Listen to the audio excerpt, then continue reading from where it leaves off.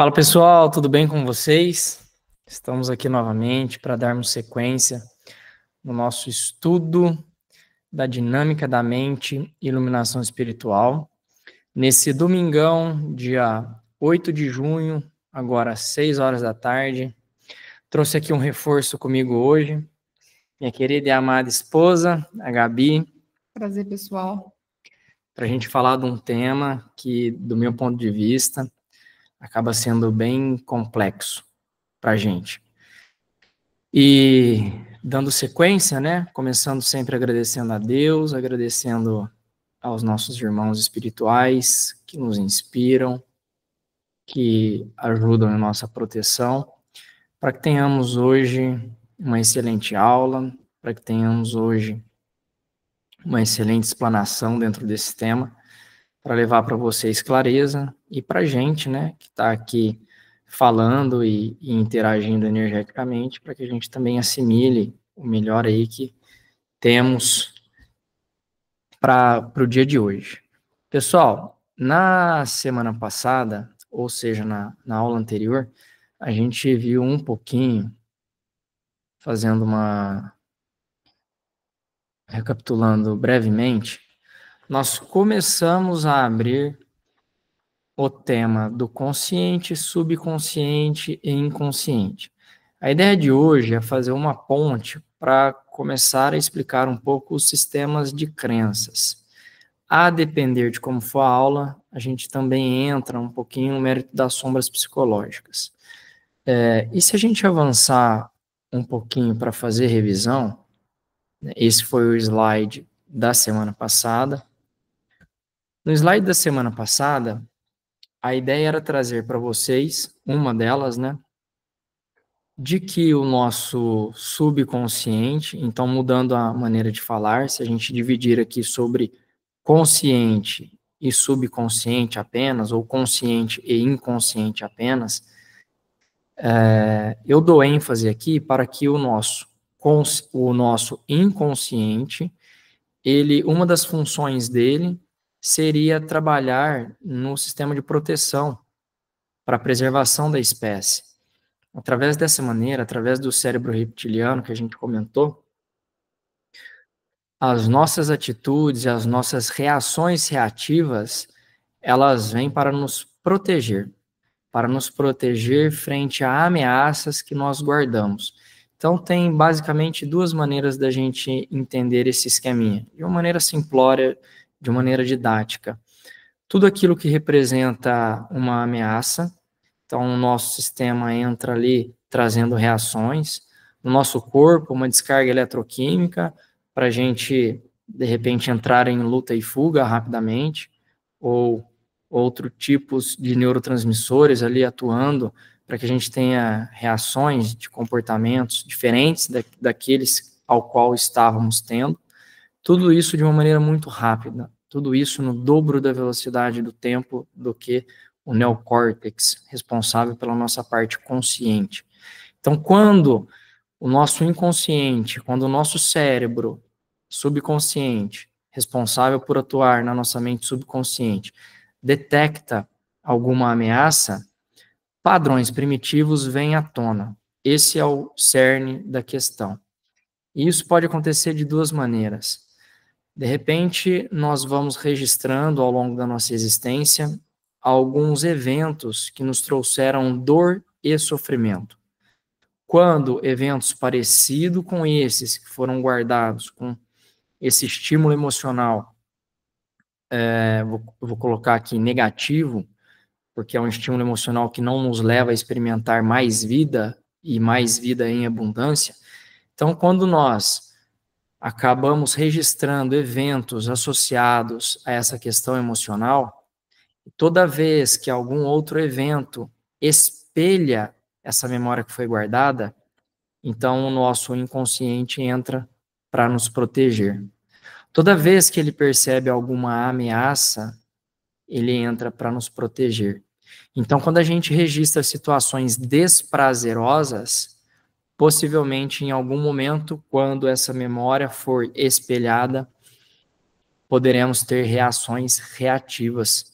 E a aula passada eu trouxe exemplos, né? É por isso que em casamento, mesmo nós não querendo, às vezes tratamos um ao outro mal, às vezes temos comportamentos que a gente se arrepende.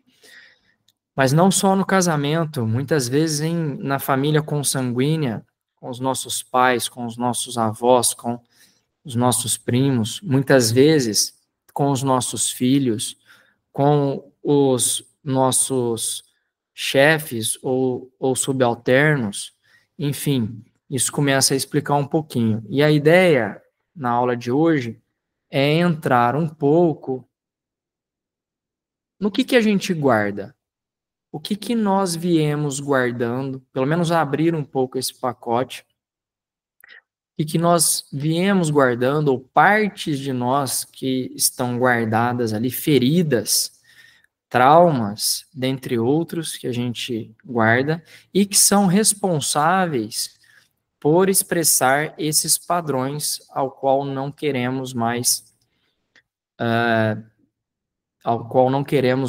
expressar.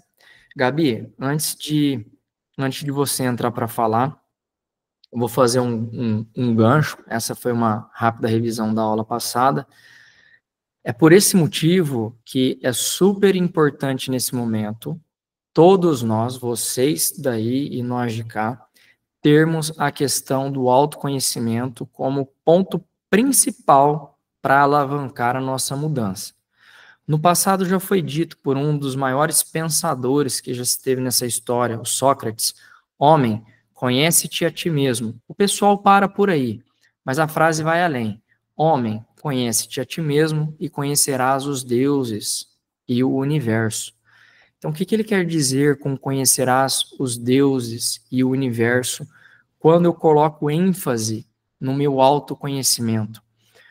Comentei com vocês anteriormente que a questão arquetípica, tanto a parte da simbologia arquetípica, quanto a parte da manifestação coletiva ou individual, né, os estímulos arquetípicos, eles acabam trazendo para nós padrões que vão moldar a maneira a qual nós reagimos à vida. E esses padrões, se eles não tiverem de uma maneira harmônica dentro de nós podemos expressar os padrões luz ou os padrões sombras desses arquétipos. E lembrem-se, e isso tudo dentro de uma perfeição divina. Então, à medida que eu vou conhecendo o meu interior, à medida que eu vou conhecendo os meus traumas, os meus medos, os meus bloqueios, as minhas dores, eu vou conhecendo as minhas fraquezas, eu vou aceitando e integrando tudo isso, eu vou conhecendo de uma maneira mais profunda esse reino, esse universo subjetivo, esse reino, esse universo arquetípico, que pode e poderia ser retratado pelo universo dos deuses, no caso trazendo os deuses da mitologia como sendo energias arquetípicas, como sendo padrões arquetípicos conhecidos na antiguidade pela Grécia, pela Roma, que mostrava para nós padrões de comportamento. Então, alguns padrões eles nos levam à luz, outros padrões nos levam a experimentar a dor. E junto disso, eu trago aqui para vocês, para quem já está um pouco mais adiantado nos estudos, eu deixo para vocês, em oportunidade, se quiserem aprofundar no tema, Joseph Campbell, porque o Joseph Campbell ele foi conhecido por ser o maior mitólogo do século passado. Dentre os estudos e os livros, né, temos, dentro desse tema, que vem a ser o sistema de crenças, ele trouxe As Máscaras de Deus, que é compreendido por 4 livros, sendo o primeiro livro dele, das Máscaras de Deus, a mitologia primitiva. Vale muito a pena estudar esses títulos. Na mitologia primitiva, ele tenta explicar para a gente, através dos artefatos arqueológicos que foram observados na segunda metade do século passado, Ele se sustenta nisso para tentar trazer uma teoria que vai somar a parte cultural da nossa ancestralidade com o sistema de crenças da nossa ancestralidade, com a parte psicológica da nossa ancestralidade, cultural, não lembro se eu já falei aqui, e os rituais e mitos contidos através do que já se sabia e sobreposto pelas novas descobertas da arqueologia da metade do século passado para cá. Então ele tenta trazer uma nova teoria a respeito da nossa história, vale super a pena. Começando de uma maneira macro, porque a Gabi ela vai entrar no micro, né? A gente vai tentar trazer isso para uma visão muito lúdica da realidade. Mas de uma maneira macro, Joseph Campbell trazia as crenças, pelo menos os hábitos, lembram? Os padrões e hábitos que nós mantemos de maneira inconsciente, onde eles têm origem. Joseph Campbell tenta trazer para a gente que parte da nossa civilização se desenvolveu a partir da agricultura. Parte da nossa civilização se desenvolveu a partir da caça. A civilização que se desenvolveu a partir da caça, ela teve sistema de crenças, hábitos e padrões muito diferentes da civilização que se desenvolveu a partir da agricultura. Na caça, a gente trouxe né? Ele diz que a sociedade da caça, ela traz como linha de frente o xamã. O xamã que se relaciona com o seu subconsciente, com a sua realidade subjetiva, para poder entender a vida, para poder expressar a vida e para poder conduzir os seus irmãos ali em sociedade. Muitas vezes essas experiências são oriundas de rituais que eles passam. E através de padrões de geração em geração, alguns hábitos vão sendo repetidos. Mas o ponto é, quais desses hábitos são benéficos, quais desses hábitos são maléficos? Porque nós falamos sobre a questão da epigenética, na qual estamos inseridos num seio familiar, repetindo padrões familiares, e sem se questionar, sem ter o autoconhecimento, acabamos, então, manifestando padrões de comportamentos destrutivos. Padrões de comportamentos que nos levam à miséria, que nos levam à perda de saúde, que nos levam a crises de relacionamento, dentre outras coisas. Então, o autoconhecimento é fundamental. E mesmo nos xamãs, de acordo com Joseph Campbell, isso também acontecia. E, por um outro lado, nós tínhamos, então, a sociedade se desenvolvendo a partir da agricultura, na qual o universo subjetivo, a realidade interior não era muito explorada, mas de uma maneira muito racional, padrões de regras e comportamentos para poder preservar essa sociedade eram estabelecidos a partir daquilo que se conseguia ver sobre Deus, sobre o universo, sobre a realidade, sobre a beleza da vida.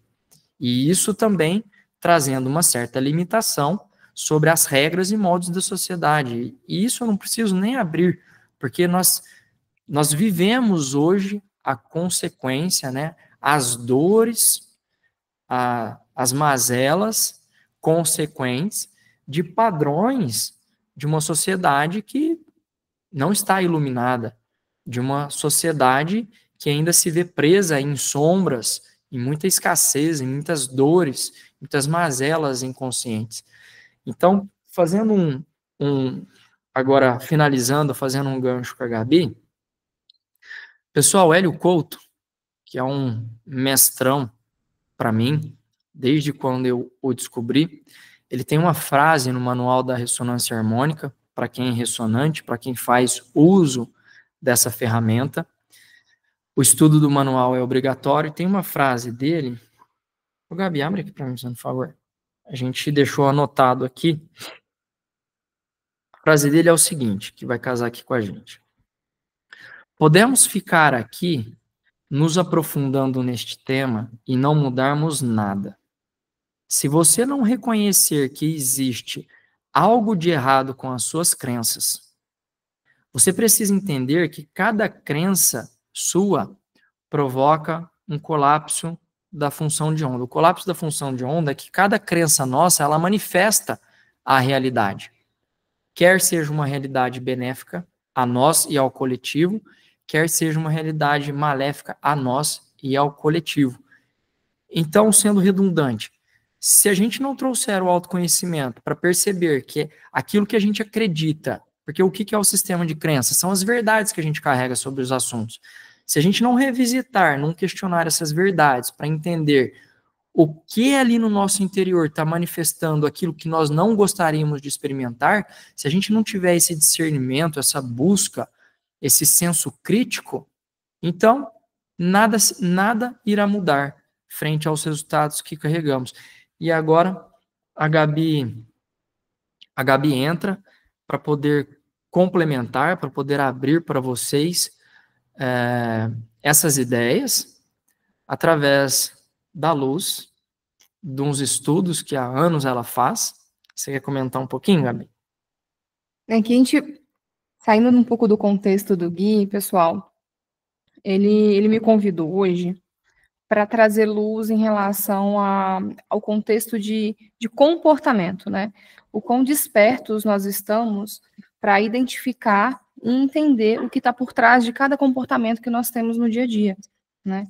Que faz jus ao que ele vem trazendo até agora na aula.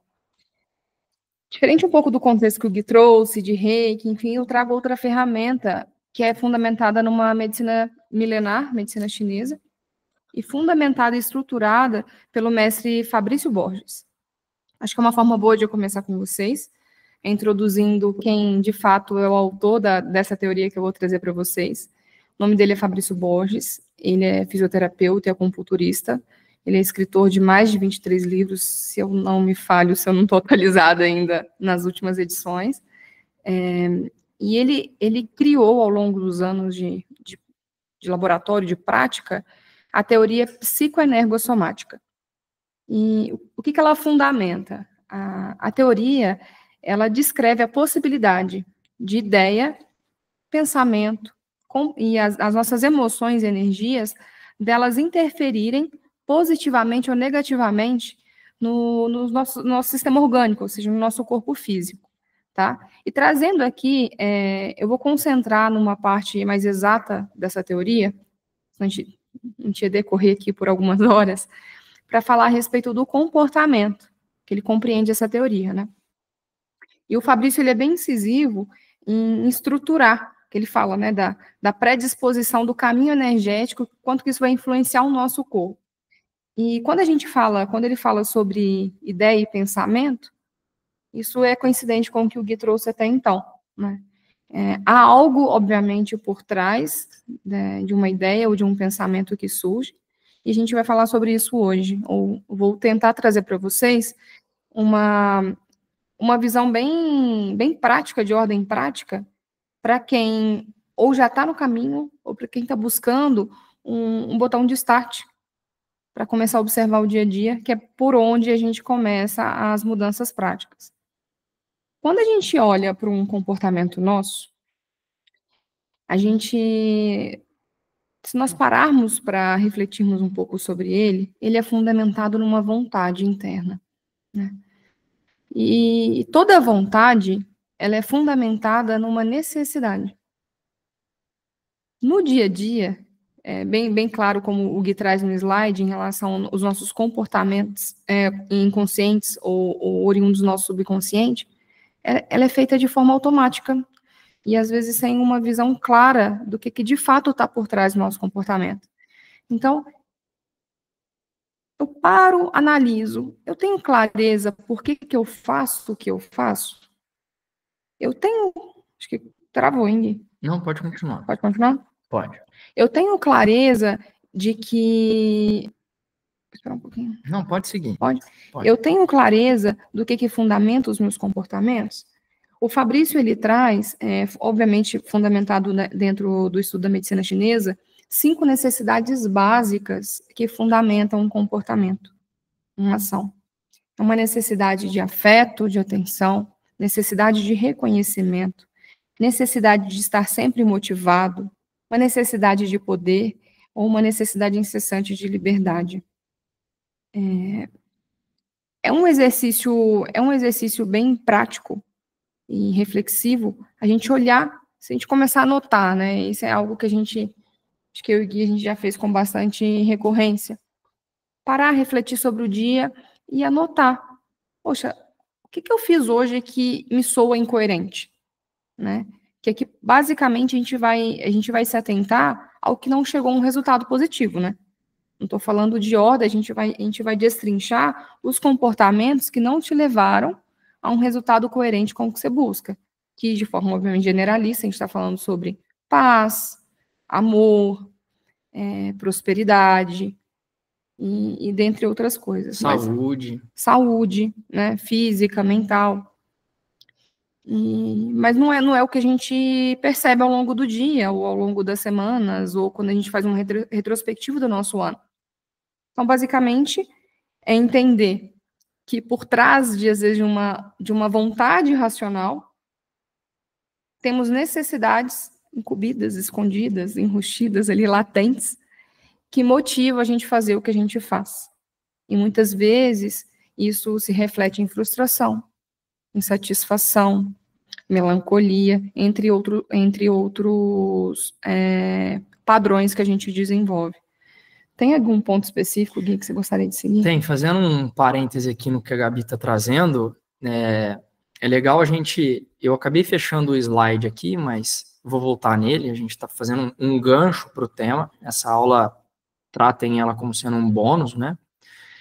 Mas a ideia é o seguinte, o cérebro nosso, né, a mente consciente, vou mudar o jeito de falar, o slide trazia que a mente consciente ela tem um peso, de acordo com a neurociência, de 5% sobre as atitudes, escolhas que a gente faz no dia a dia. 95% está fundamentado das nossas escolhas, das nossas atitudes, dos nossos comportamentos naturais no dia a dia, eles estão fundamentados no nosso subconsciente. E aí a pergunta que fica, que é o que a gente está tentando retratar, o que tem no nosso subconsciente? Porque, pensem bem o que a Gabi está trazendo. Muitas vezes a gente fala assim, o que eu estou escolhendo fazer, ou o comportamento que eu estou tendo, é eu que quero. Mas se a gente não parar para refletir de maneira fria, de uma maneira racional, e quando eu falo refletir, eu não estou falando em desenvolver uma linha de raciocínio a respeito do que eu fiz, eu estou falando de me perceber na íntegra, como uma... Sem filtro. Sem filtro. Naquela escolha que eu fiz, quais eram os sentimentos envolvidos que estavam passando diante de mim? Só perceber, sem julgar, sem caracterizar. Porque se de repente estavam passando más emoções ou maus sentimentos, se eu perceber, eu vou querer fazer uma vista grossa. Porque onde já se viu? Eu quero me identificar com a luz, eu quero me identificar com uma pessoa boa, eu quero me identificar lá no fundo com uma visão positiva sobre mim mesmo, que é o que eu busco. E ainda mais, né, Gabi? Pode falar. Mas às vezes, muitas vezes, as necessidades, ela acompanham sentimentos, pseudo-sentimentos positivos. Então, se você conseguir alcançar, retroalimentar essa necessidade, ela pode ser incoerente com o resultado que você busca da vida, e considerando que todo mundo que está aqui nesse vídeo agora está buscando próximo ao que a gente busca, né? Amor, enfim, não vou ser redundante. E pode ainda causar uma percepção totalmente errônea. Por exemplo, eu me questiono quando eu ajudo alguém qual é a real necessidade, qual é a real intenção por detrás de uma ajuda. Exemplos práticos, né? Vou para um exemplo prático. Exemplos práticos. Porque a teoria em si a gente vai descrevendo e talvez criando sistemas, e aqui a gente não tem nem tempo hábil para isso. É legal a gente trazer a provocação que a teoria traz. Ou seja, uma vez, para mim, eu penso muito nesse circuito. Se eu tenho um comportamento, ele foi fundamentado numa vontade que é fundamentada numa necessidade. Essa necessidade pode ter os seus ruídos ou não, certo? E a necessidade, ela vai ter um cunho coerente ou incoerente com a prosperidade, amor, de acordo com o decorrer das nossas experiências, né? Porque eu posso ter uma necessidade com um cunho positivo, por exemplo, de servir. Mas, se eu analisar com bastante critério, eu vou observar se a minha necessidade interna era de servir a Deus, por exemplo, através de caridade ou qualquer outro gesto. Ou se por trás daquela vontade não tem, por exemplo, uma necessidade de reconhecimento.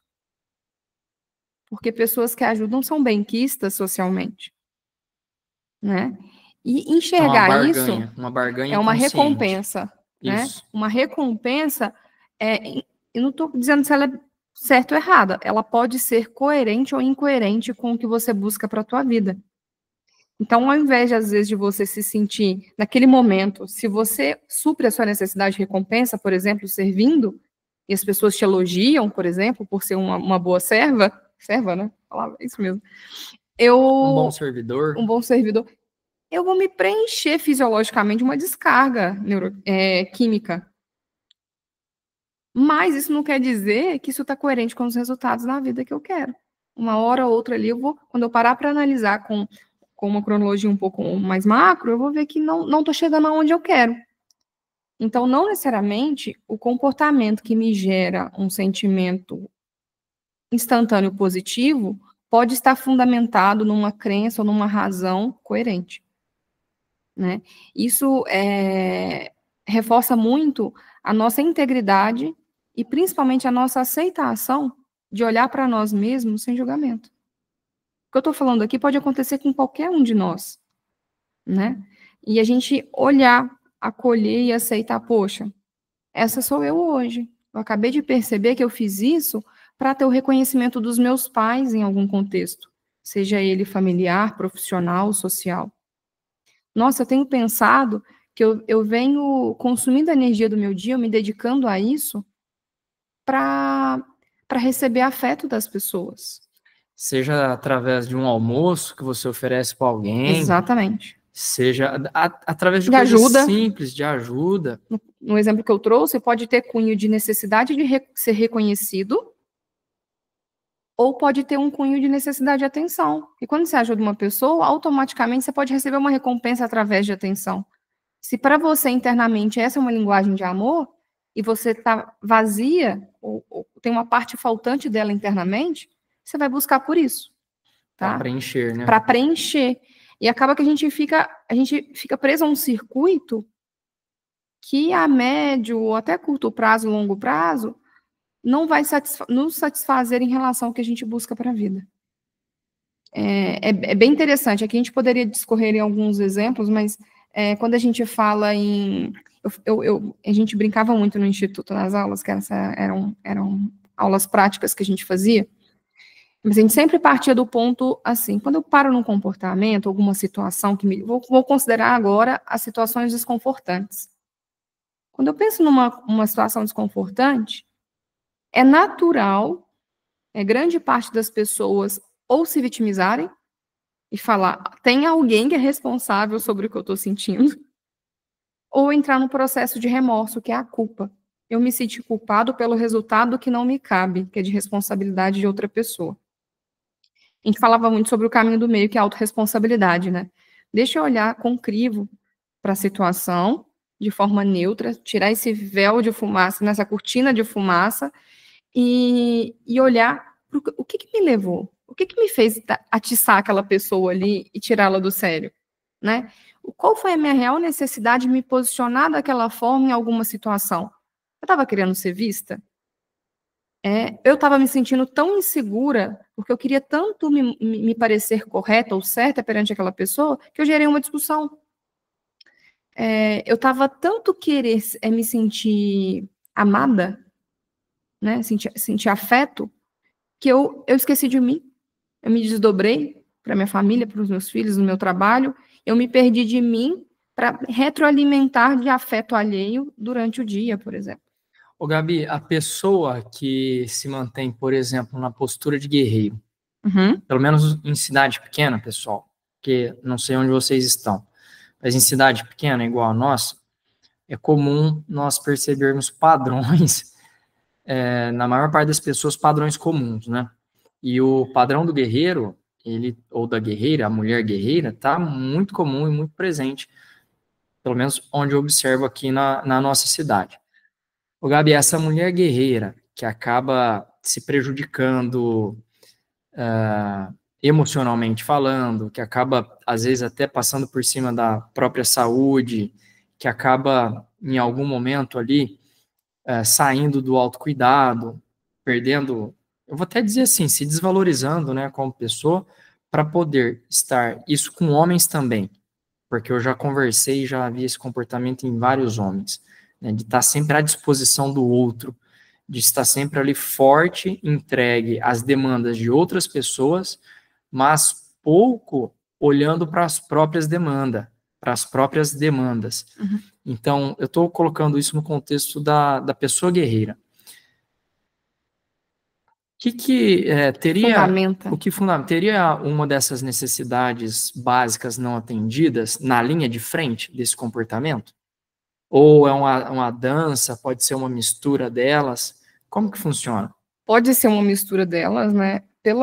Só para contextualizar vocês, pela linha da teoria psicoenergossomática, a gente tem análise biotipológica, onde a gente analisa o biotipo da pessoa e a gente consegue entender já a predisposição e as necessidades mais latentes nessa pessoa. Então, naturalmente, uma pessoa já pode ter uma necessidade pela natureza fisiológica dela, que é uma questão transgeracional, certo? A gente está falando sobre DNA, né? E também de comportamento e experiência nessa encarnação, que a forma como ela se alimenta, a forma como ela vive, também pode mudar o biotipo dela, né? Além a gente fala da epigenética e a genética, né? A experiência social dela, Perfeito. Né? Mas considerando que a pessoa ela pode já ter uma predisposição, a situação em si, o ambiente, pode gerar outras necessidades.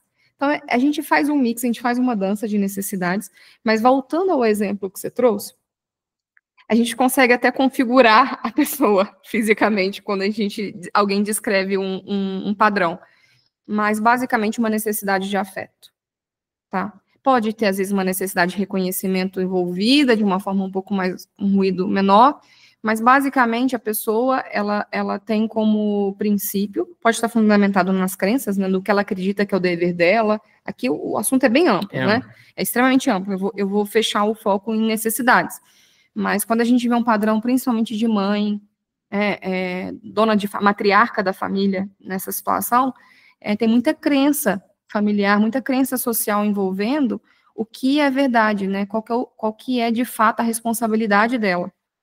E, geralmente, a responsabilidade dela pode extrapolar o livre-arbítrio dos membros da família, pode extrapolar o que, de fato, é saudável para um clã, né? Para uma vivência social ali familiar. Mas, enfim, quando eu olho para as necessidades, voltando aqui à teoria, seria a necessidade de afeto.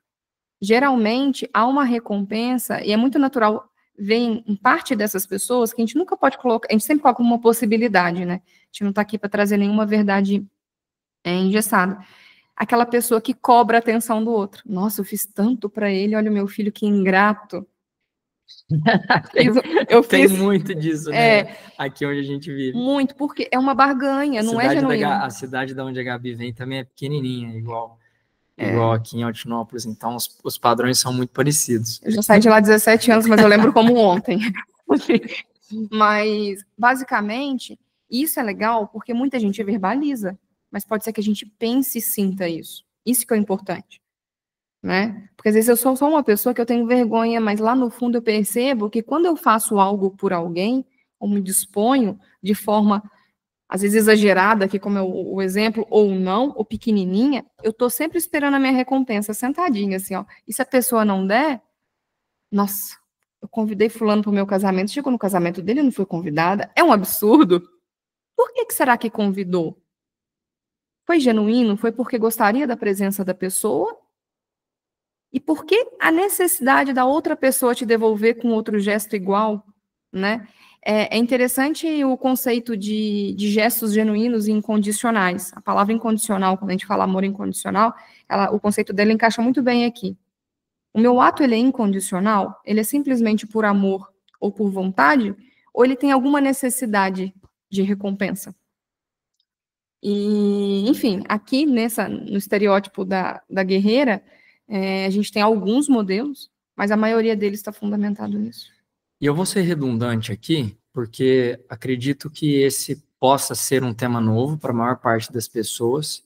Então, repetindo, que às vezes a informação acaba sendo absorvida. A Gabi está falando de necessidades básicas não atendidas. O que significa? Que em algum momento na nossa história, possivelmente na infância, né, Gabi? Não sei o que você vai falar. Em algum momento na nossa existência, nós acabamos ficando com alguns vazios, que são essas necessidades básicas, por isso que ele traz básicas, essas 5, que não foram atendidas. Não significa que elas não foram entregues a nós, mas significa que nós acabamos registrando essa memória como sendo a falta disso em nossa vida. Então, possivelmente, um exemplo para ficar claro, né? De repente, o pai e a mãe ofereceu proteção para o filho, mas por alguma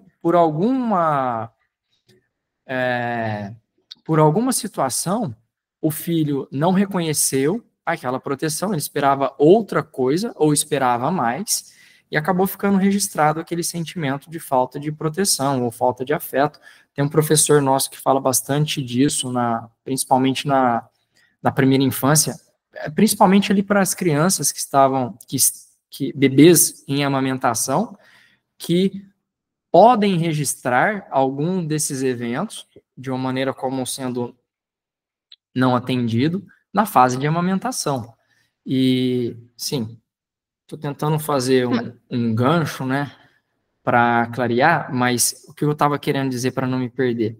A gente está falando de necessidades não atendidas. Significa que toda vez que o externo me recompensa, a barganha que a Gabi estava falando, o externo me recompensa pelas minhas ações, eu me preencho de uma maneira externa. Mas o meu dependência. É uma dependência. O meu interior vai estar vazio.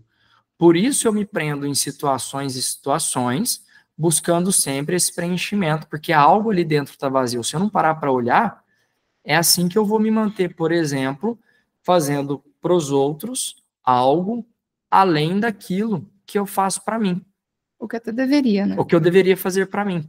Então eu me vejo como uma pessoa descuidada, mas estou sempre disposta, por exemplo, a entregar para o outro o que ele precisa no momento dele.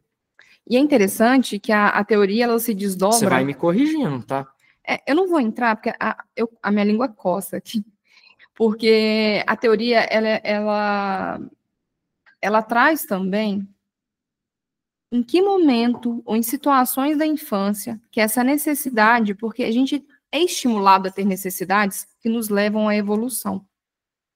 Então, a pessoa que naturalmente ela tem uma predisposição de personalidade a ter uma necessidade de aprendizagem, é aquela criança que nos primeiros 2, 3 anos de vida, ela quer aprender tudo.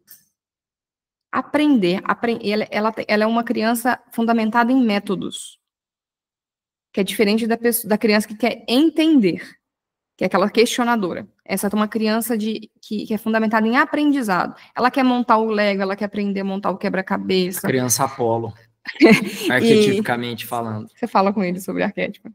Então, essa criança, se ela não teve a necessidade de aprendizado suprida por quem a cercava, ela distorce essa necessidade por atenção. Tá? Aqui de forma bem tola, bem grotesca, é muito mais complexo que isso, mas eu estou tentando facilitar para a gente conseguir, de fato, ter vivência prática do que eu estou trazendo. Para a gente sair do campo filosófico e entrar no campo prático. Olhar para o dia a dia e falar assim, nossa, por que eu fiz o que eu fiz? Estou com vontade que o outro me veja? Estou com vontade que o outro me ache o máximo? Estou com vontade que o outro me ache melhor que ele mesmo? Que eu quero destaque, né? Ou será que eu quero mostrar que eu sou uma pessoa extremamente livre, que eu não dependo de ninguém, que ninguém me rela? Então, assim, tem, enfim, as 5 necessidades, tem inúmeros exemplos que a gente retrata, mas essa criança, ela tinha uma necessidade que impulsionava ela para uma evolução espiritual, física, ou qualquer tipo, de aprendizagem. E o que fez ela não reconhecer esse aprendizado que ela demandava? Do pai ou da mãe, de quem cuidava dela? Não necessariamente, que é o que o Gui, sendo redundante, mas aqui é bacana, não necessariamente ela não teve, mas ela tem a régua de necessidade dela como consciência.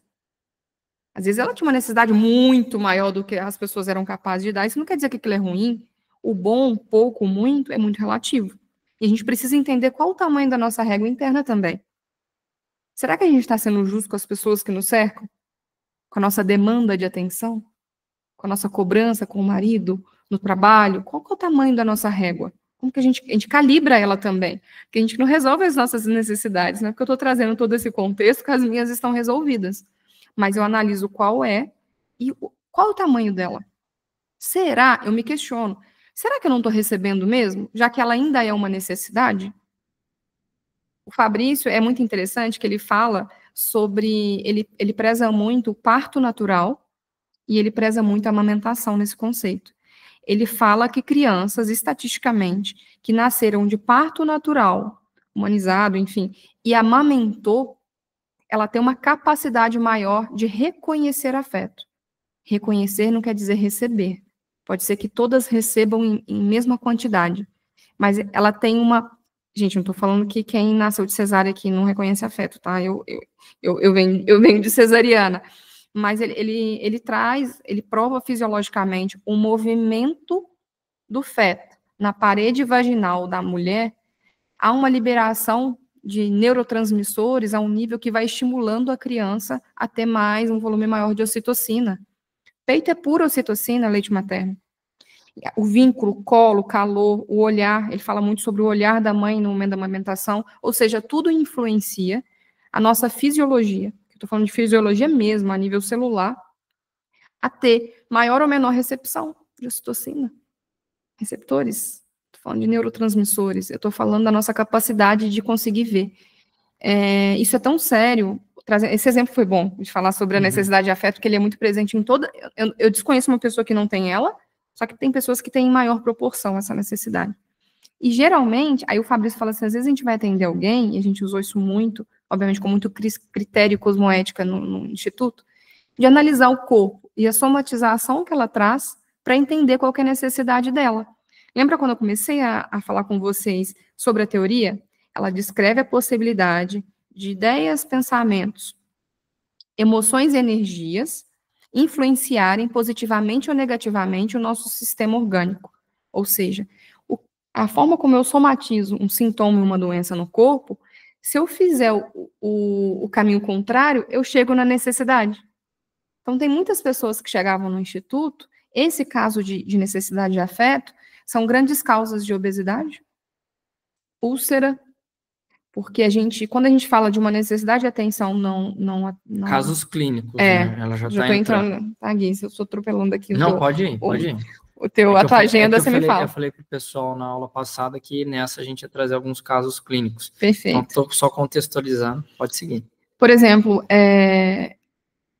a necessidade de atenção não atendida, atenção, afeto, a gente coloca aqui como uma mesma necessidade, ela geralmente vai apresentar uma pessoa com comportamentos ruminativos, preocupação em excesso, ela pode desenvolver problemas estomacais, baço pâncreas, porque dentro desse contexto a gente fala sobre o elemento terra, tá? Não vou entrar em conceito porque não vai interferir no nosso resultado aqui da aula, mas o elemento terra, ele é regido pelo estômago e baço pâncreas. Então, a gente vai ter esse órgão e essa víscera agredida de alguma forma se o sistema estiver em desequilíbrio. Então, tem muita gente que não consegue enxergar a necessidade de afeto no dia a dia ainda.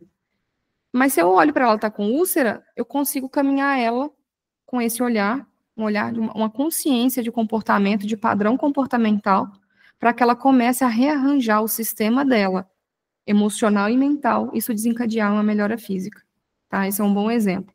Mas podem ter um sistema que correlaciona com o outro, uma necessidade de reconhecimento que correlaciona com afeto e atenção e vice-versa. Mas eu sou uma entusiasta da teoria, eu aplico ela e me ajudou muito, vem me ajudando muito no meu processo de autoconhecimento. No Instituto a gente foi muito feliz com ela, obviamente compondo todo o nosso grupo de ferramentas lá dentro, Reiki, enfim. Mas quem quiser, obviamente eu não estou finalizando a aula, mas é um negócio que eu falei que eu ia falar no começo, eu vou deixar no link do vídeo o perfil do Fabrício. Boa. Tá? Ele dá cursos, excelentes cursos. Ele traz muito material gratuito sobre autoconhecimento. E ele desenvolveu, nos últimos anos, uma linha justamente para treinar os pacientes dele. Acho que ele não tem nem agenda para atender todo mundo que entra em contato com ele. Então, ele não é professor de profissionais de acupuntura. Ele dá cursos de autoconhecimento. É bem bacana. E eu vou assim, o Fabrício, ele é um gênio, né? Um super professor. Polêmico também. Então, vocês vão filtrando aquilo que vocês forem registrando Um bom ponto. a respeito dele. Essas pessoas são todas polêmicas, né? Se você pegar o Valdo Vieira, que eu comentei bastante, super polêmico.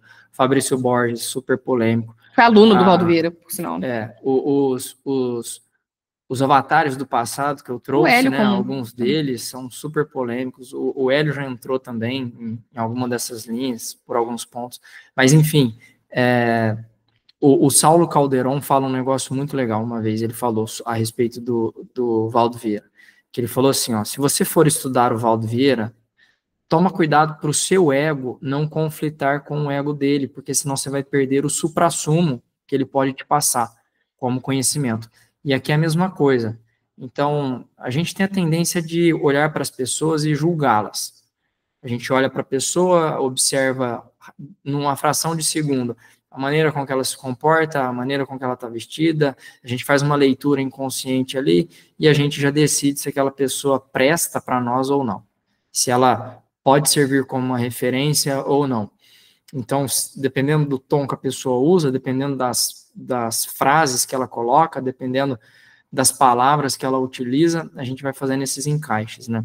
E é interessante que, no meio disso tudo, muitas pessoas, eu vejo ele como um homem livre.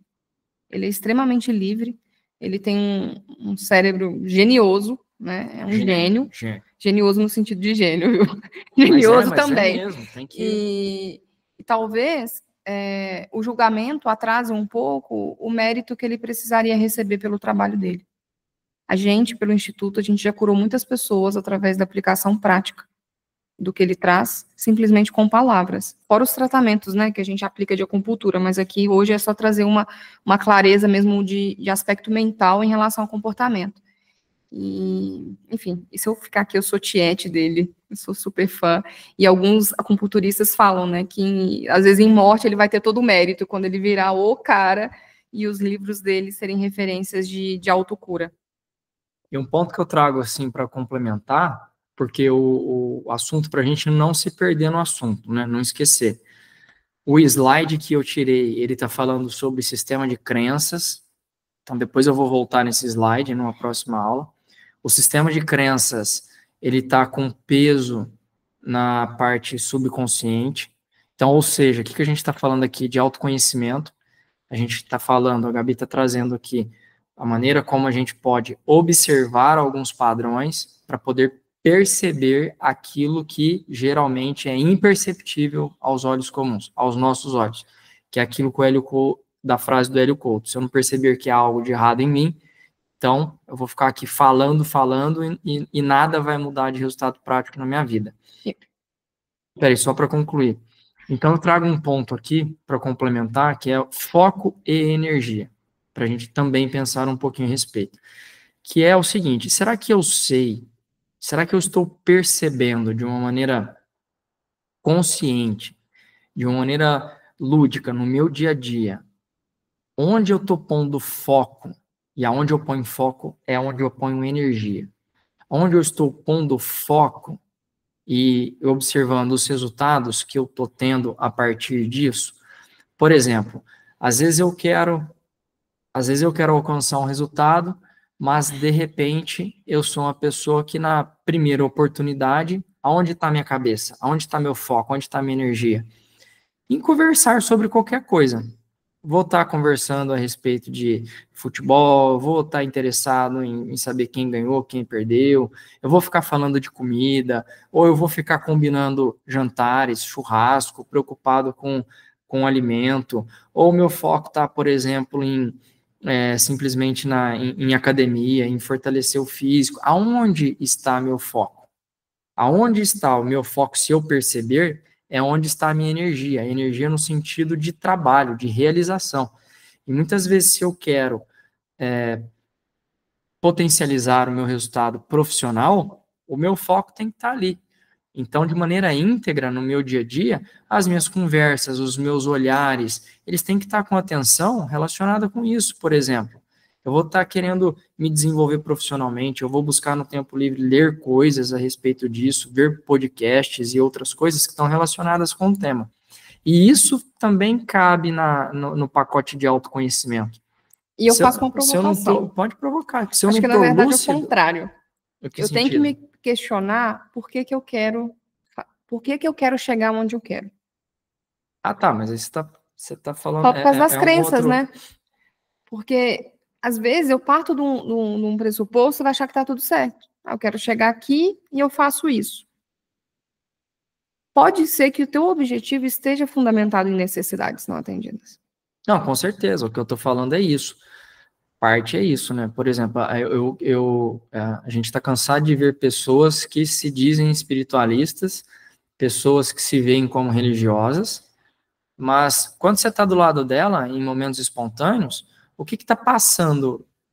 O que ela está expressando para nós? Muitas vezes fofoca, mas ela não se vê como fofoqueira, nem percebe como isso aí está totalmente desintegrado com o sentido da palavra, né, religare, que a pessoa religiosa é a pessoa que está se religando ou religada, né, ela está íntegra com tudo que a gente já conversou nas aulas anteriores, pelo menos na aula da Trindade, já ficou muito claro isso aí, ou dentre outras coisas, né, não, essa semana aconteceu com a gente um exemplo, uma pessoa conhecida nossa chegou e começou a falar um monte de coisa a respeito ela não percebeu e não percebe, lembra? Essas coisas são inconscientes. Se a gente não tem um roteiro, um caminho para poder se questionar, para poder se observar, a gente não percebe que tem algo de errado. Então a pessoa estava lá descredibilizando um fulano de tal, sem perceber que estava descredibilizando ele. A conversa dela estava voltada para trazer para mim, para Gabi, uma mensagem, pelo menos foi isso que eu entendi, Gabi, se entendeu outra coisa, uma mensagem que reforçasse ela como, sei, uma pessoa melhor, uma pessoa superior do que o outro que ela uma linha de raciocínio melhor, né? Buscando ali um reconhecimento, uma autoafirmação da nossa parte, né? E foi interessante. Sustentar isso, mas e para mim foi o contrário, né? Que para mim ela estava ali trazendo o resultado da vida da filha como se fosse dela. Isso me chamou a atenção. Também. E, ou seja, também, né?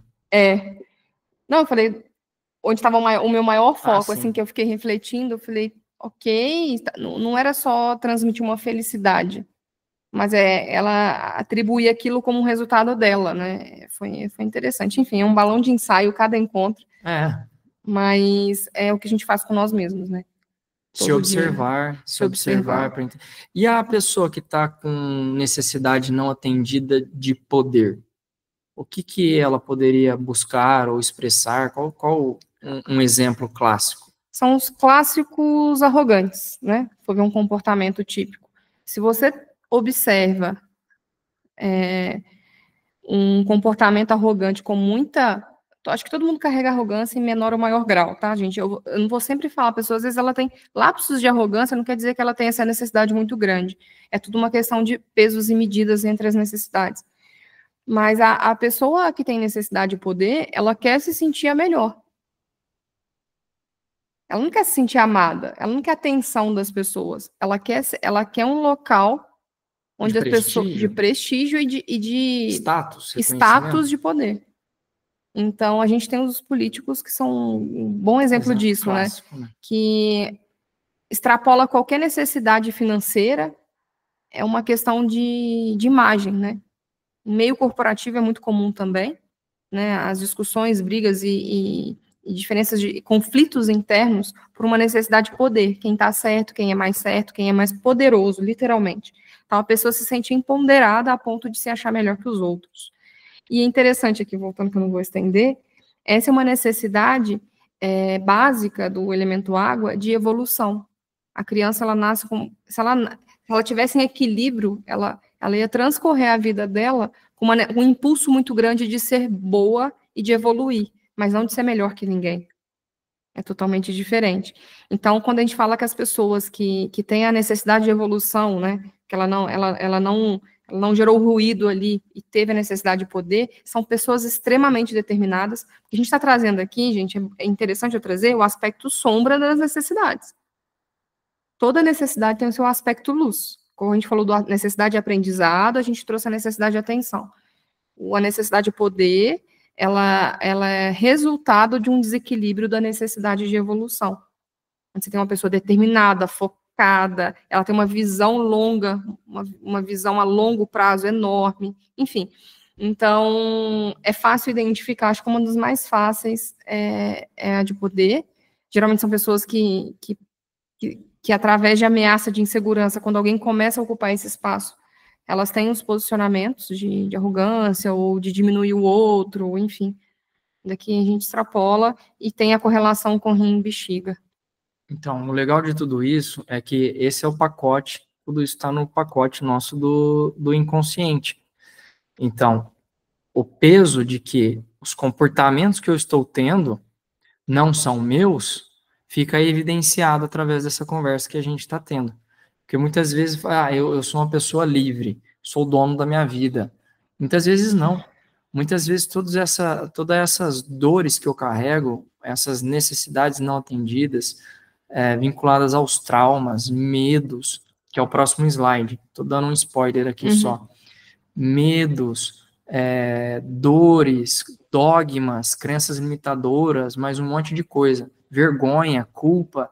Muitas vezes tudo isso aí é o que está determinando a nível inconsciente as atitudes que eu tenho, as escolhas que eu faço, os comportamentos que eu tenho. São energias ali que elas são ativas dentro de nós, energias que estão vivas e querendo expressar, porque de certa maneira são partes em nosso interior que de certa forma nós estamos reprimindo. Desde dons, né, Gabi? Sim, só fazendo um anexo com a outra aula. Desde dons que eu não me dei a oportunidade de desenvolver, e aí eu fico ruminando, remoendo, lamentando ao longo da minha vida, aquilo lá, até problemas de fato traumáticos, pesados, carregados ali de muita dor, de muito sofrimento. Tudo isso são partes no nosso interior que estão contidas no nosso todo e que têm atuação, têm peso, têm relevância e se expressam. E se expressam dessas maneiras, em uma rápida decisão que eu tenho que fazer entre essa escolha e essa escolha, de repente vem com peso para a escolha que vai me levar ao caminho mais desastroso ou ao pior resultado, porque está carregado no meu interior com tudo isso, então vem se expressar. E eu acho, na minha ignorância, que todas as escolhas que eu faço, que todas as decisões, comportamentos, que tudo que acontece é meu. Só que quando eu falo meu da parte consciente, daquela parte que está livre das sombras psicológicas, daquela parte que consegue analisar as coisas de uma maneira lúcida, o raciocínio lógico, dedutivo. Se em equilíbrio, né? Se em equilíbrio. Não, tô falando assim, a maior parte das pessoas acham que é isso que acontece. E eu tô trazendo aqui o contrário. Para a maior parte das pessoas, não é isso que acontece. Então, um pouquinho foi a Gabi tentar trazer aqui para nós um pouco desses comportamentos que a gente tem, baseado nessas necessidades que a gente nem sabe que tem, mas que agora é possível reconhecer, né? E o link com as crenças é que a verdade ela é transmutada ou reforçada de acordo com as verdades interiores. Né? Que quando há um estímulo externo, esse estímulo pode ser um comportamento de alguém, pode ser uma situação, pode ser qualquer coisa. Ele literalmente bate no teu sistema de verdades inconscientemente e aquilo vai gerar uma retroalimentação das necessidades que você carrega. Porque quando o Gui fala sobre observar e falar o movimento de parar e observar e falar por que eu fiz, ou por que eu faço o que eu faço, ele é tão simples e tão intenso, porque ele vai desde a forma como eu trato alguém, e depois não aceito a recompensa que vem, né? Que tem isso também, como a profissão que eu escolho para minha vida. Será que ela é minha? Ela é para suprir. Essa é boa. Então, assim, será que ela é para suprir Será uma que é do meu necessidade de coração, reconhecimento né? dos meus Isso. pais? Será que é do meu coração ou será que são das minhas sombras? Exato. Aí, e outra coisa também sobre a vitimização. Vitimização é um assunto que eu gosto, daria 5 aulas só de vitimização. Eu tendo a responsabilizar o outro, por exemplo, por um comando de controle. Mas a minha mãe controla a minha vida. Porque a minha mãe, nananã. Se eu estou inserida no movimento de controle, é porque eu tenho uma necessidade atendida que eu não quero perder. Ela te remunera, ela te dá dinheiro. Você tem a independência financeira, ela te dá atenção, ela tem, fala linguagem de serviços, né? Ela te serve muito durante o dia, ela é útil. Então, assim, é um exercício muito prático para a gente sair da vitimização ou sair de um processo de culpa também que destraça o nosso corpo físico, o nosso coração, e entrar nesse local de solução. Boa. Então, assim, então quando eu falo questionar, gente, é muito amplo mesmo. E no começo consome muita energia. Até chegar ao ponto de você refletir antes da decisão. Antes da decisão do que falar. Será que é oportuno eu falar isso ou eu só quero aparecer aqui nessa roda? Qual que é a minha intenção de falar o que eu falo? É para ajudar as pessoas? É para de fato contribuir para uma solução numa reunião? Enfim, fica a reflexão, o meu intuito, o meu objetivo hoje com vocês não era de fato clarificar todo esse processo que fundamenta a psicoenergossomática, mas é provocar vocês, ou reforçar uma provocação já existente de quem já está no caminho, e me colocar à disposição também, para a gente seguir junto, porque é o exercício que eu faço todos os dias.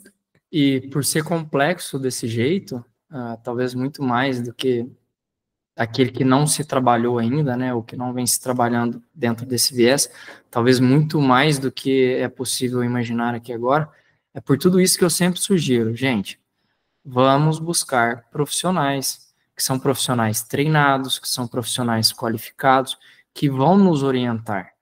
E aí, através dessas orientações, através desse reconhecimento, quando a gente reconhece sem julgamento esse nosso interior, e através de um profissional nós somos levados dentro da maneira mais segura possível para poder transcender isso, então a gente começa a compreender de fato tudo isso que a gente está falando.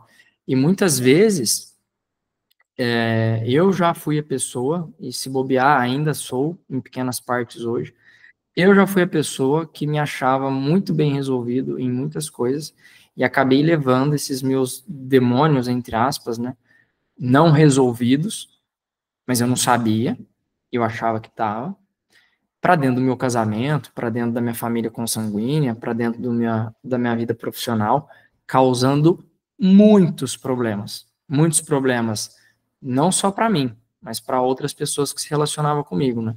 E, assim, para eu concluir a minha linha de raciocínio, depois se você quiser comentar mais alguma coisa, através desse trabalho, quando a gente olha para o nosso interior de uma maneira profunda e começa a enxergar pontualmente cada um desses blocos dissonantes, sejam eles quais forem, e começa a reconhecer que essas feridas, essas dores existem em nós, a gente começa a trabalhar para poder transcender, e não é fácil, não é simples, muitas coisas exigem muita dedicação, para transcender às vezes um ponto, exige muita dedicação, muita disciplina, muito esforço, mas através dessa maneira, do meu ponto de vista, que de fato o nosso julgamento começa a cair.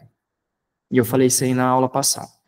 Nosso julgamento começa a cair, que a gente está olhando para todo o lixo que a gente carrega. A gente está reconhecendo todo o lixo que a gente carrega dentro de nós. A gente está reconhecendo as fraquezas que existem dentro de nós. Sendo assim, como que eu olho para uma outra pessoa externa, vejo ela tão fraca, ou eu vejo ela, às vezes, com tanto resíduo e lixo como eu, e se eu me aceitei, se eu já me observei dessa maneira, e eu entendi o que está ali sustentando tudo isso, não necessariamente eu já transcendi, mas eu entendi quais são as mazelas, quais são as dores, quais são os pontos que estão sustentando tudo isso. Como que eu vou olhar para o outro que está tendo o mesmo comportamento e eu vou julgar ele? Se eu, de fato, de uma maneira genuína, eu criei essa aceitação em mim, é impossível, do meu ponto de vista, olhar para o outro e julgá-lo porque ele faz. Por isso que na aula passada eu concluí também falando isso. Olha, à medida que você vê uma pessoa fora dos padrões comuns da sociedade, né, manifestando qualquer coisa que seja, se você já reconheceu aquilo dentro de si, a Monja Coen fala muito isso aí. Né? Se eu olho para um bandido e ele está com um olhar ali que eu reconheço, eu só reconheci porque existe dentro de mim. Não quer dizer que eu manifesto. É diferente. Não necessariamente eu preciso manifestar. Mas se eu observo e eu reconheço, é porque em mim também há essa parte. Talvez já transcendida ou não, mas há dentro de mim.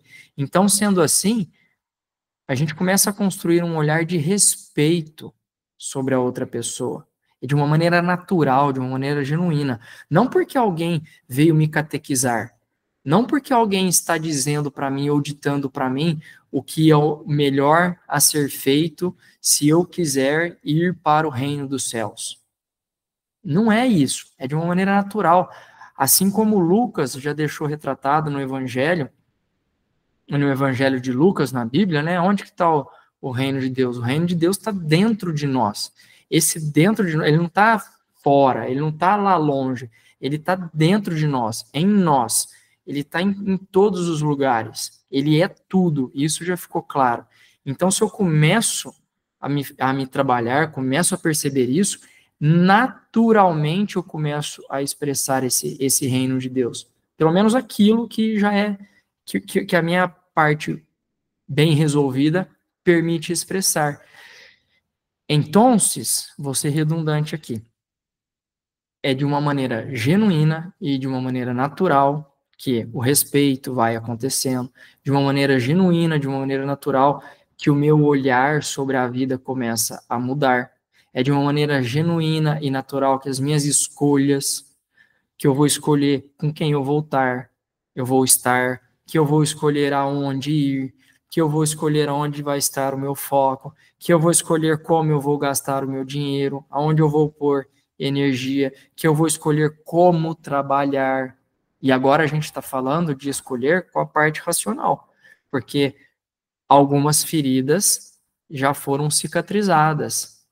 Então, nessa integridade, o meu racional começa a funcionar para fazer escolhas, para tomar decisões, para ter alguns comportamentos que não são reativos, tudo isso de uma maneira genuína. Faz sentido, Gabi?